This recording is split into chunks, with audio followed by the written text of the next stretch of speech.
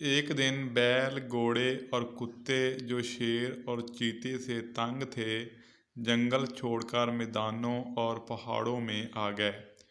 انہوں نے پاؤل سے کہا وہ ان کے لیے رہائش کا انتظام کرے۔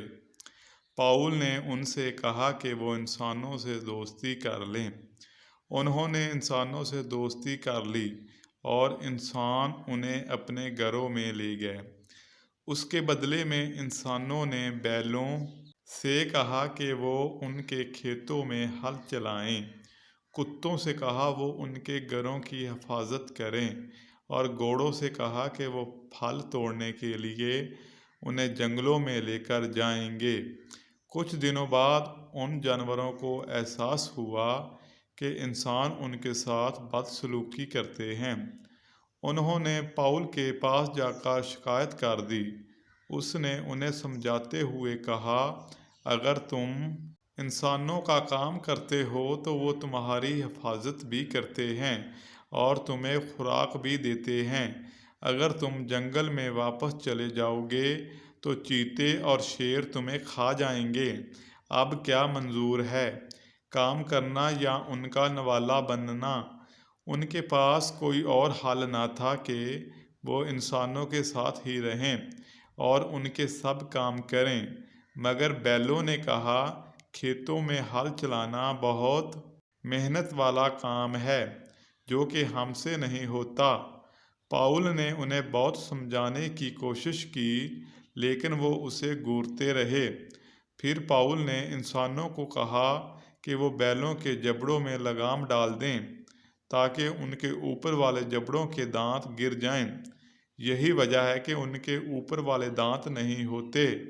اس پر بیلوں نے پاؤل کو برا بھلا کہا۔ پھر اس نے انسانوں کو حکم دیا کہ وہ بیلوں کے نیچے والے جبڑے جڑی بوٹیوں سے داغ دیں تاکہ وہ گونگے ہو جائیں۔ یہی وجہ ہے کہ بیلوں کے نیچے والے جبڑے پر ایک کالا داغ نظر آتا ہے۔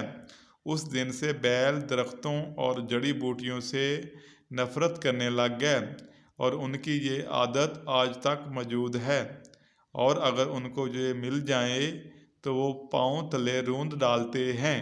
دوسری طرف چڑیوں اور چوپاؤں نے جنگل کے سارے پھل کھا کر ختم کر دیے، اور ان کی یہ عادت بھی آج تک برقرار ہے، اور ساتھ انسانوں کی فصلوں کو کھا گئے۔ انہوں نے ان سے لڑائی جھگڑا کرنا شروع کر دیا۔ تو پاؤل نے یہ فیصلہ کیا کہ آج سے انسان اپنی زبان بولے گا اور پرندے اپنی اپنی زبان میں باتیں کریں گے، اور انسان وسطی دنیا پر حکومت کرے گا۔ تمام پرندوں اور چوپاؤں کو انسان کے تابع رہنا پڑے گا۔ جو لوگ کام نہیں کرتے انہیں دوسروں کی محنت کا پھل لینے کا کوئی حق نہیں ہے۔ چنانچہ تب سے پرندوں اور چوپاؤں نے انسانوں کی زبان میں باتیں کرنا چھوڑ دیں، اور جب کبھی انسان کو دیکھتے ہیں تو ان سے دور بھاگ جاتے ہیں۔ اس وقت درخت اور پودے بھی باتیں کر سکتے تھے۔ جب کبھی انسان کھانا بنانا چاہتا، اپنے دروازے پر کھڑا ہو کر آواز لگاتا تو لکڑی خود چل کر باورچی خانے میں پہنچ جاتی۔ ایک دفعہ ایک عورت چاول پکانا چاہتی تھی۔ اس نے ابھی چاول کا دیگچا اچھی طرح چولہے پر نہیں رکھا کہ لکڑی کے گٹے جب اندر آئے تو ان کی ٹکر سے دیگچی الٹ گئی اور سارے چاول زمین پر گر گئے۔